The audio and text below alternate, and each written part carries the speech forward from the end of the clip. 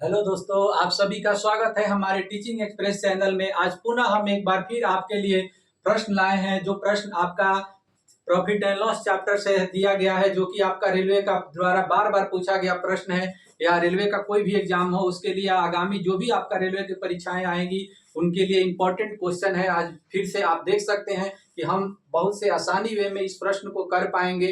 ठीक है, तो चलते हैं हम इस प्रश्न की ओर। देखिए, टाइप 1 में क्वेश्चन है, कह रहा है कि एक वस्तु जो है 12% लाभ पर बेचा गया। यदि इसे 33 रुपया अधिक में बेचा जाता तो प्राप्त लाभ 14% होता, तो वस्तु का क्रय मूल्य ज्ञात कीजिए। देखिए, प्रश्न कह रहा है कि एक वस्तु 12% लाभ पर बेचा गया, यदि इसे हम 33 रुपया क्या किया जाता, अधिक में बेचा जाता, तो प्राप्त लाभ हमारा क्या होता, 14% होता। तो पूछ रहा है कि वस्तु का क्रय मूल्य ज्ञात कीजिए। तो देखिए, आपको सीधा क्या करना है, ये कह रहा है कि 33 रुपया अधिक में बेचा जाता। अगर आपका प्रश्न में अधिक या कम दिया रहेगा तो हम समझेंगे वो क्या दिया है, हमारा अंतर दिया है, डिफरेंस दिया है।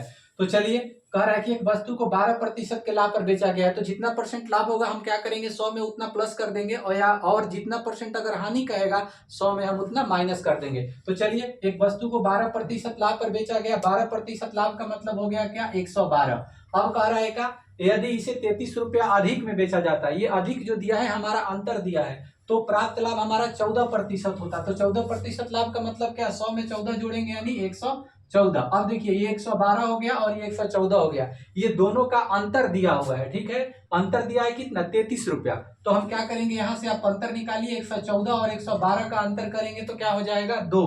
तो 2 बराबर हम क्या लिख सकते हैं, 33 लिख सकते हैं।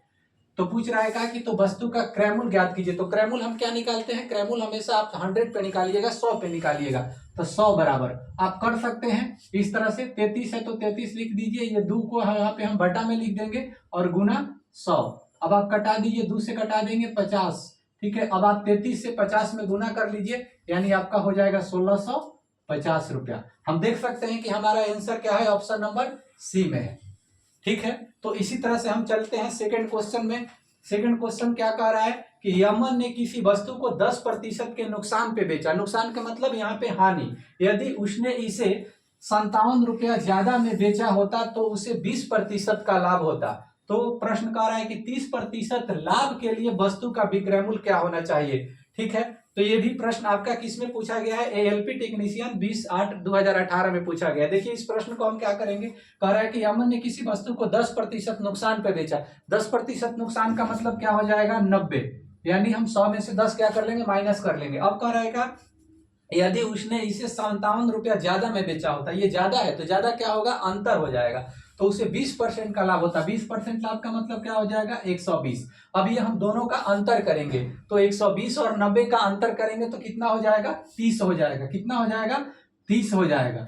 ठीक है, तो 30 बराबर हम कितना लिख सकते हैं, देखिए यहाँ पे ज्यादा क्या दिया है, 57 रुपया ज्यादा। तो हम आपको बताएं कि अगर ज्यादा, कम, अधिक ये सब हो तो क्या है, अंतर है। तो 30 बराबर हम लिखेंगे 57। तो पूछ रहा है कि 30% लाभ के लिए वस्तु का विक्रय मूल्य क्या होना चाहिए। देखिए, पिछला प्रश्न में क्रय मूल्य पूछा था तो हम यहाँ पे 100 पे निकाले थे, लेकिन इस प्रश्न में क्या पूछ रहा है, 30% लाभ के लिए वस्तु को का विक्रय मूल्य क्या होना चाहिए। तो 30% लाभ का मतलब क्या हो जाएगा, 130। 100 में 30 क्या कर देंगे, प्लस कर देंगे, तो 130 पे आप निकाल लीजिए। तो ये 57 हो जाएगा, बटा में ये 30 हम लिख लेंगे और यहाँ पे 130। अब आप 10 से 10 काट दीजिए, 3 से कट जाएगा 19, 19 दिया 57। अब 19 में हम 13 से गुना कर लेंगे, क्या हमारा आंसर आ जाएगा 247।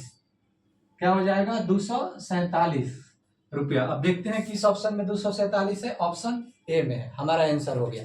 ठीक है, चलिए नेक्स्ट क्वेश्चन कर रहा है क्या, एक घड़ी को एक निश्चित राशि में बेचने पर दीपिका को 10% हानि हुई। उसी घड़ी को 140 रुपया अधिक में बेचने पर उसे 4% का लाभ होता, तो घड़ी का क्रय मूल्य कितना है। देखिए, इसमें क्रय मूल्य पूछ लिया, तो चलिए सिंपल बनाइए। कह रहा है कि क्या, कि ये घड़ी को एक निश्चित राशि में बेचने पर दीपिका को 10% हानि हुई। तो 10% हानि का मतलब क्या लिखेंगे, 10% हानि का मतलब 90। 100 में 10 हम माइनस कर देंगे। कह रहा है कि उसी घड़ी को 140 रुपया अधिक में, तो अधिक और कम क्या है, ये अंतर दिया है, 140 क्या है, अंतर है, तो उसे 4% का लाभ होता है। 4% लाभ का मतलब क्या हो जाएगा, 104 हो जाएगा। अब ये 104 और 90 का अंतर निकालेंगे, अंतर करेंगे तो क्या हमारा अंतर आ जाएगा, तो 14 अंतर आ जाएगा। क्या आ जाएगा, 14 आएगा, तो 14 बराबर हम कितना लिख सकते हैं, जितना रुपया यहाँ पे अधिक या कम दिया रहेगा, तो 140 है।